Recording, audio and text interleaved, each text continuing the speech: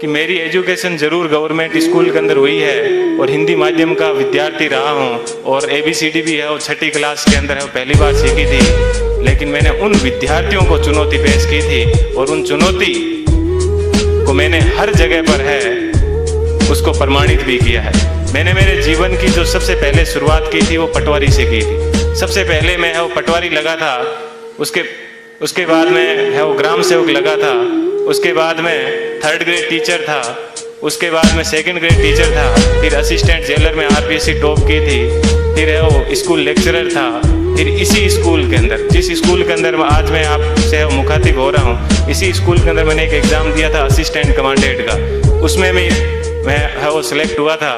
और उसके बाद में कॉलेज लेक्चरर भी मैं है वो रहा था।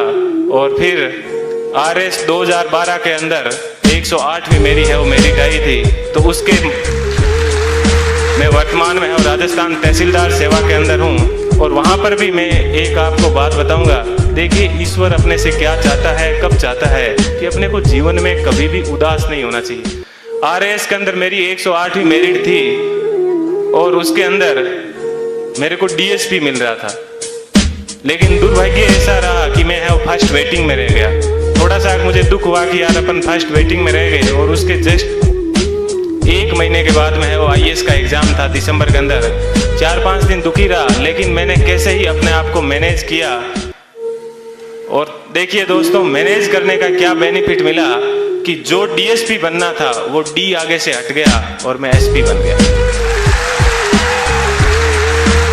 बात यह है कि अपन जीवन के अंदर चाहते क्या है, अपन अपने आप को कितना डिवोट कर पाते हैं। तो आज मुझे है वो IAS के अंदर 170वीं मेरिट है वो मिली और मैं जनरल कैटेगरी से है वो बिलोंग करता हूँ, तो मुझे IPS मिला।